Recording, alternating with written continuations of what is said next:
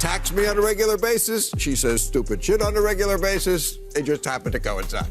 But can I just say this? We can have platforms that have stuff on them that not everyone on that platform or who consumes stuff on that platform enjoys. And The View is a particularly weird place to do a cancellation.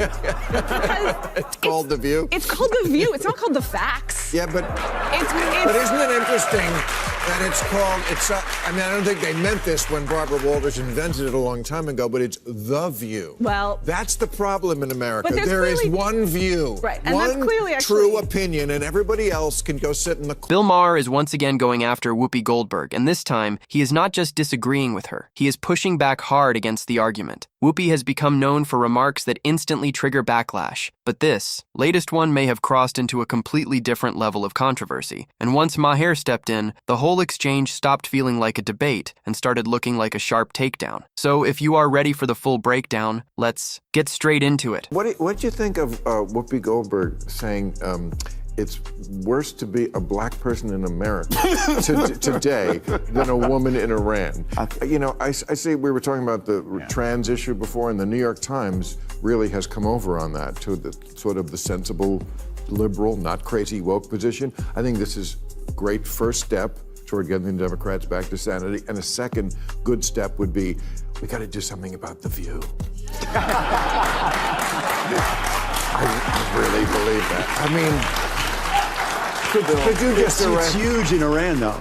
Maher's criticism centers on one explosive claim from Whoopi Goldberg, the suggestion that being black in America today is somehow worse than being a woman in Iran. And for Maher, that comparison is not just flawed, it is far removed from reality in a way that becomes obvious the moment you actually examine what women in Iran are dealing with. In Iran, women face state-enforced dress codes, surveillance, legal inequality, travel restrictions, and punishment for resisting government control. These are not loose social pressures. These are restrictions, backed by law, authority, and enforcement. Meanwhile, black Americans, despite real and ongoing problems that no honest person should ignore, vote, hold office, own businesses, shape public life, and influence national policy. So to Maher, placing those two realities in the same category is not courageous. It is deeply misleading. And critics say that is exactly why the comment triggered such a strong reaction so quickly. Watching The View in Iran, all with the same head cover. You can't even tell which one is which. My district in the great state of Texas is actually a white majority district that President Trump would have won by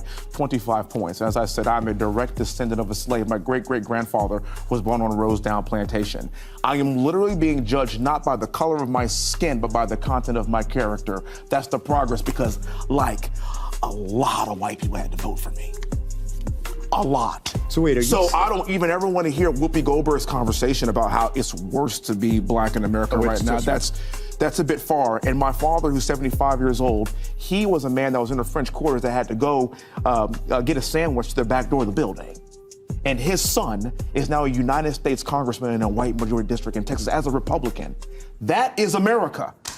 That's America. Referencing statements about Iran and head coverings, he argues you cannot even tell people apart in that system. My district in the great state of Texas is actually a white majority district that Donald Trump would have won by 25 points. As I said, I am a direct descendant of a slave. My great-great-grandfather was born on Rosedale plantation. I am literally being judged not by the color of my skin, but by the content of my character. That is progress, because a lot of white people had to vote for me. A lot. So wait, I do not ever want to hear Whoopi Goldberg's argument about how it is worse to be black in America right now. That is going too far. And my father, who is 75 years old, he was a man who had to go to the back door of a building just to get a sandwich. And his son is now a United States congressman in a white majority district in Texas as a Republican. Juneteenth. That's a Texas holiday. It began in Texas in Galveston. General Granger came and read the Order Number 3 that finally abolished slavery months after the war, because the war took a time to get to Galveston.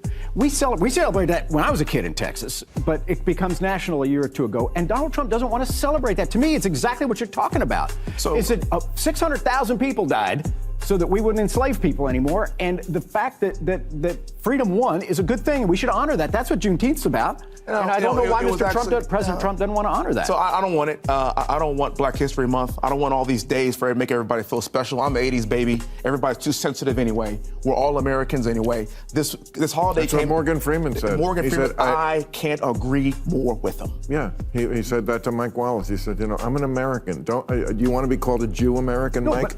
That is America. That is America. Then Wesley Hunt enters the conversation, and suddenly the entire debate becomes much harder to reduce into slogans. Hunt points to his own family history, reminding everyone that his great-grandfather was born into slavery. That is not a talking point. That is real oppression, real suffering, and real history. And now, generations later, Hunt sits in Congress representing a majority white district. That contrast lands hard because it pulls the conversation back into reality. Critics argue that this is exactly why Whoopi's framing misses the mark, because when you speak as if no meaningful progress has happened, you are not just making a dramatic point, you are erasing a massive amount of historical change. No one is claiming America is perfect, but pretending the present is indistinguishable from the past is the kind of distortion critics say helps no one and explains nothing. People celebrate Juneteenth too, and non-Italians celebrate Columbus Day. And I'm all for any holiday. I'm half Irish. Do I get half the day off on St. Patrick's Day? But a lot of I get half drunk.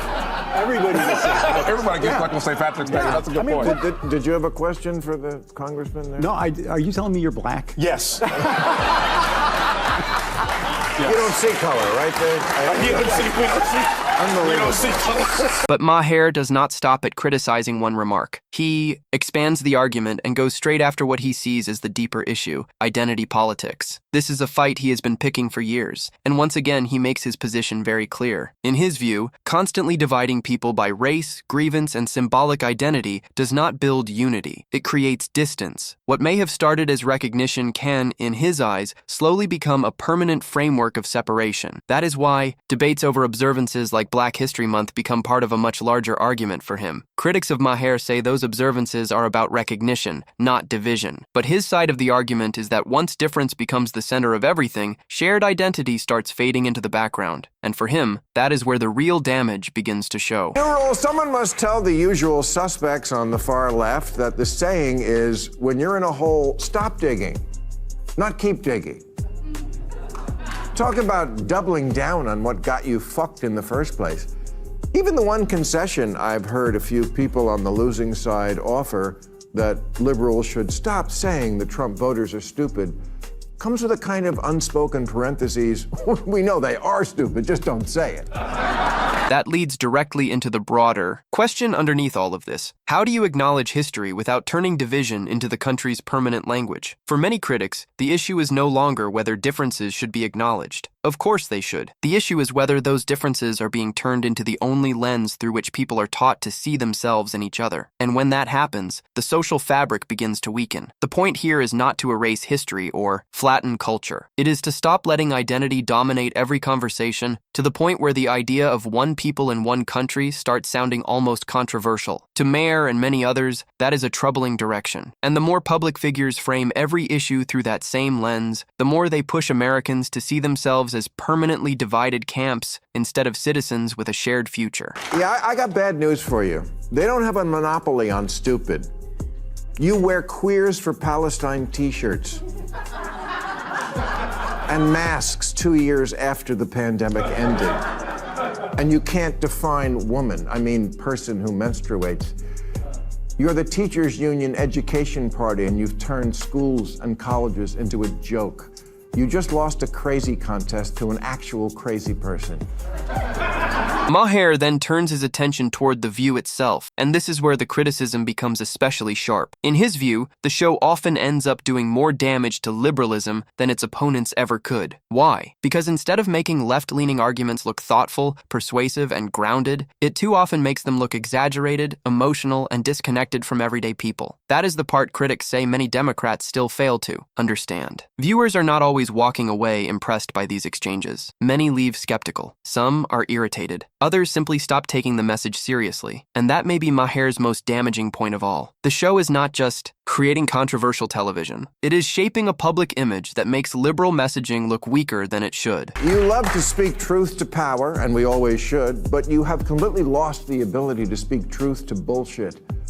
The Democratic polling firm Blueprint told Democrats months ago that black voters, aka their supposedly liberal base, were more likely to find the president too liberal than too conservative. They also found that voters didn't just want Harris to distance herself from Biden, they wanted her to distance herself from what they believe the entire Democratic Party has become, a Portlandia sketch.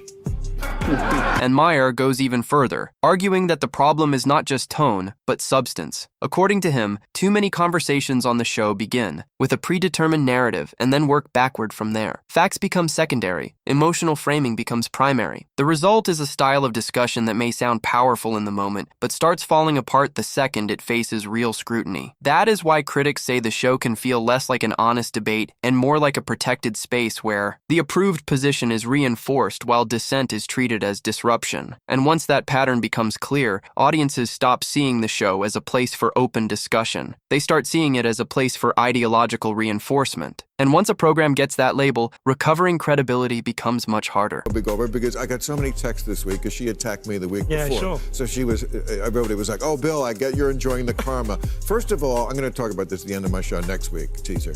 But there is no thing as karma, okay? Get over that. Whoopi attacks me on a regular basis. She says stupid shit on a regular basis. It just happened to coincide. But can I just say this? I had on last week Ira Glasser, former longtime head of the ACLU, talking about free speech. Whoopi Goldberg, who, by the way, I hope is still a friend, we can disagree with each other, should not be canceled or put off her show, as much as I totally disagree with her crazy statement. Free speech. At that point, this stops being just television drama and starts looking like a larger political warning sign. More and more critics argue that the Democratic establishment is already dealing with a credibility problem, and rhetoric like this only makes that problem worse. The concern is that moderate voters are being pushed away by messaging that feels overheated, self-righteous, and disconnected from everyday concerns. And for some, that is exactly why figures around Kamala Harris and the broader party continue, facing pressure to distance themselves from this kind of rhetoric. The challenge, however, is that many of the voices shaping the party's future are tied to the same ideological direction. So even when people talk about a reset, the path toward one looks increasingly narrow, and that makes this less about one bad segment and more about a communication crisis that keeps repeating itself. But isn't it interesting that it's called, I don't think they meant this when Barbara Walters invented it a long time ago, but it's The View. Well, that's the problem in America. But there is one view, right, and one that's clearly true opinion, and everybody else can go sit in the corner. That's correct. I think that's not actually, you're right, the name raises questions, and certainly there's been some much covered internal politics on that show, but I do think that, there is space. Even that show does have space. When Whoopi said what she said, there was quick pushback from other panelists. They were like, oh, I don't know. Actually, I think that might not be right. Still, Maher draws one line he refuses to abandon: free speech. Even after strongly criticizing Whoopi's statement, he makes it clear that he does not want her canceled or removed from the show. That distinction matters, and it gives his argument a different edge. In his view, free speech is not something you defend only when the opinion is polished or popular. It matters most when the statement is provocative, offensive, or even wrong. That is where he says he stands. But at the same time, he hints at what he sees as a clear double standard. Because if the roles were reversed, would the same people defending Whoopi's right to speak defend his with the same energy? Maher clearly does not think so, and that suspicion adds another layer to the clash. It turns the issue from a disagreement over one comment into a broader argument about who truly believes in open debate.